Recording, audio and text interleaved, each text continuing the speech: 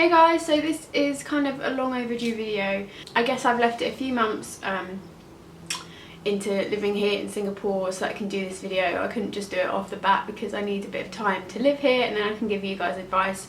So I've been here since I think around the 10th of April. So I've got a few questions to answer from you guys regarding moving country or living in Singapore, and then I'm going to go over a few different aspects just for maybe you guys that are going to be moving to Singapore. I know that when I was about to move, I was on YouTube googling and there was no kind of video just like this explaining each different kind of subject and what you need to know about moving and living in Singapore. It might even be helpful if you're just moving country, I don't know. But I'm just going to get started, so let's go. So quite a lot of people have asked questions regarding packing and if I had to leave anything behind that I wanted to bring with me. Luckily I was living with my parents, so I had just kind of recently done up my room with new furniture and stuff, and obviously I couldn't bring any of that, which was kind of annoying, but in the long run you've just got to be like, okay, I can't bring that. So that's just been left at home. I just bought everything else really. I came with 2 big suitcases, so that was it. My life was in 2 big suitcases. Everything else I just had to leave behind. But obviously if you're moving from a house of your own, it's a lot more difficult. I know a lot of my friends here have moved from their flats to Singapore, so that's to get all their stuff shipped over.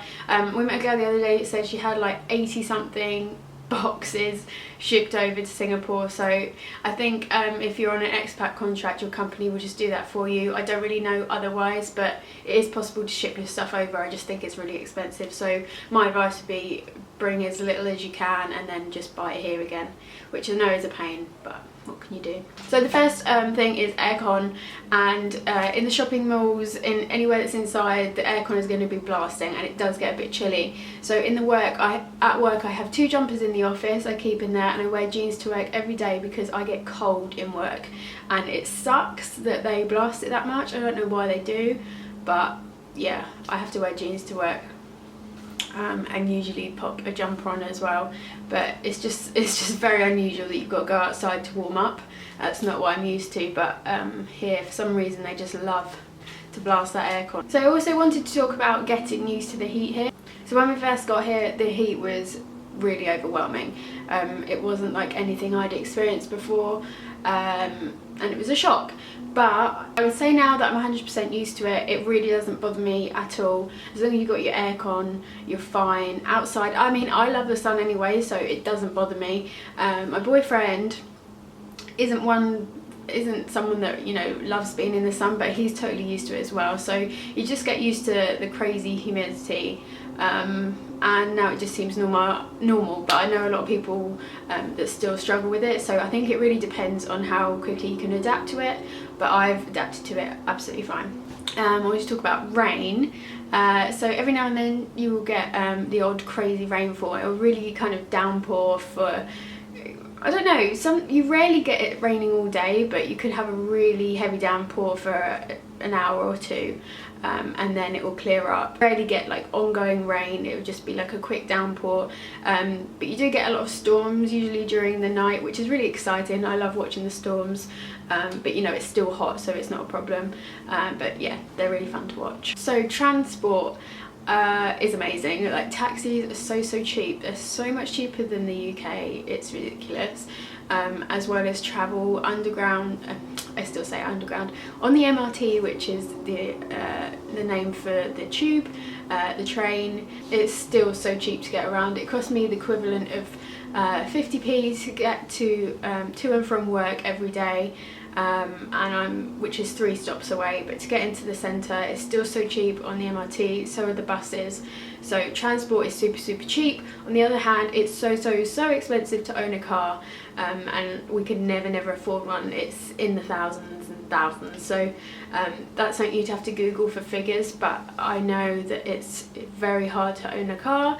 We don't need to, we don't feel that we need to, just because we get the MRT everywhere. If you've got a family, you're coming with a family, you might need to consider it, but it's crazy amounts of money. Next thing is rent. I can't talk too much on the subject because our rent is paid for by my boyfriend's company. If you're on an expat contract, then your rent usually will be paid for, which is great. But I know a lot of people still don't have that luxury.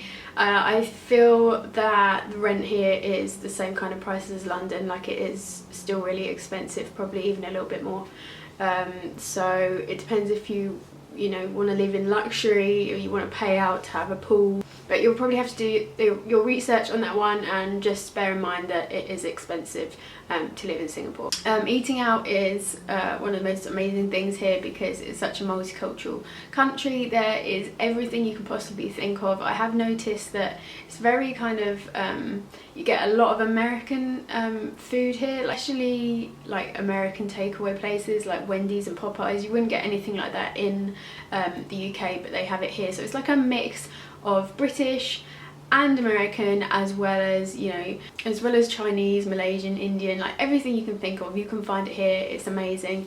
And then I was going to talk about hawker centres, which are basically like food courts where you get all your kind of local dishes for super cheap prices. It's the equivalent of like £2 for a whole meal, which is amazing. And they're really easy to use, so I recommend those a lot. Next I want to talk about Singlish, which I'm still getting to grips with. So this is the kind of language that Singaporeans have kind of put together. It's like a mashup of English, and yeah, it's kind of hard to understand. I've picked up a lot of words.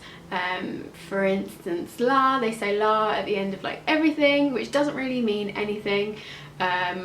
If you're Singaporean, you can object to that if you want and let me know down below what it does mean, but it's kind of like an emphasis on the end of a sentence, whatever. Instead of saying yes or no, they usually say can or cannot, so that kind of takes some getting used to. And so many other things that I can't say off the top of my head because I don't know them well enough yet. But yeah, you kind of have to get used to that. It almost sounds like they're not talking English, so something that you have to get used to. Alcohol is something else that is crazy expensive. I'm a wine drinker. I only drink wine, and back home I'd usually get a cheap bottle of wine for a night out for around £6. And here you're looking at £20 at the least for a bottle of wine, which is a real pain. Luckily I don't drink that much, so it doesn't bother me too much, but I know especially if you want to drink out, it's at least $10 for a beer, which is like £5. So yeah, the price of alcohol is much more expensive. Ladies' night is something that women should take advantage of. Every Wednesday night, a lot of places in Singapore do ladies' night, which is usually just for a couple of hours, maybe like 7 till 9 p.m. They'll serve free drinks for women, so you can just go up and get as many free drinks as you like, alcoholic drinks, which is amazing. So usually a group of us go out on a Wednesday night and take advantage of that, so that's a good thing for ladies to keep in mind. A lot of people have been asking me where I shop in Singapore, how I do my shopping for like clothes and general things. I have struggled to find clothes here. I'm really small myself. I'm only like 4'11", but I still find the clothes here tiny. I did a bikini shop the other week and I just couldn't find anything my size.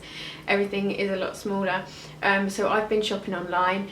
I've been shopping through this website called ShopBack, which I recommend to everybody living in Singapore. You basically get cashback when you shop through brands like ASOS, Topshop, Zalora, Luxola, Expedia, so all your flights can be done through it. Groupon, all your fashion brands, you can shop them through ShopBack, and then you get a percentage of cash back into your account. So you essentially get paid to shop, and I've saved a lot of money doing it that way. So I would recommend that to everyone. I'll leave a link down below for you to sign up to that.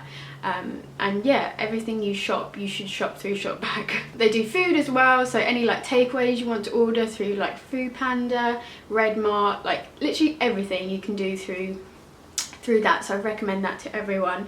And I've just found online shopping so much easier than traipsing around the shops and kind of not getting anywhere, so that's what I've been doing shopping wise. A lot of people have been asking me about how I meet people. We actually used an app called Taobao, which is like a forum for expats to go on to, say where they're from, say how old they are, and that they're looking to meet people. We've got like 30 people in our group now on like one big WhatsApp message, people from all around the world.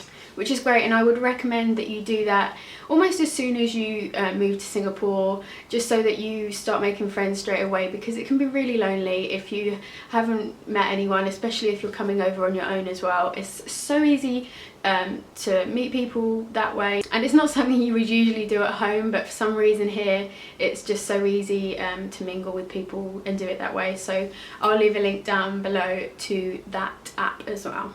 And the last thing I wanted to talk about was travel, and that's like the best part of living in Singapore, is that you can travel so easily and for so cheap. So far we've done Thailand twice, Malaysia, Bintan, and then we're going to Perth, Australia in September, and it's just like endless travelling. Like, you wouldn't be able to do that. Well, it's not that you can't do that at home, because we can easily travel to Europe, but for some reason you just don't. So here it's just amazing to be able to travel that easily to all these amazing countries, like the Maldives and Fiji. Like, it's just endless. And I would recommend staying here for more than a year if you can, because you really want to get in as much travelling as you can. We should be here for 3 years, so I think that's a nice amount of time to see a lot of things, whereas I think if you only have a year, you're really going to be trying to cram it in, and it might not work out with, you know, your holiday. Okay, so I think I'm going to end it there, guys. It's got really gloomy outside. I think it's going to rain. I really hope that was helpful for you guys that maybe moving to Singapore, or you're just intrigued to hear about, you know, my life here, or if you're just moving country in general. I would just say, if the opportunity comes up, absolutely go for it. I know it's really scary, and trust me, like in my I'm moving to Singapore video, you could tell how nervous I was. I wasn't excited or anything, because I was just so anxious. But you've got to go for it, otherwise you will regret it. Trust me, everything will be absolutely fine. You've got to take these chances in life, live life to the fullest. So I would say absolutely go for it. Don't fret too much, because you know that everything will work out okay in the end. So yeah, I really hope this was helpful, guys. If you have any more questions, comment down below, let me know. Be sure to follow me on social media, Instagram at The Vintage Vision, and Twitter at georgiacaneymua if you want to keep updated. Hit the subscribe button if you haven't already, and I will see you next time. Bye! So we're going to go up here. I don't know what the temple is called, but is this actually my first temple I've been to? Is it yours? Maybe. Because I was thinking, like, I've never been to the ones in Bangkok or anything. There is a little doggy up here. There's dogs sleeping everywhere.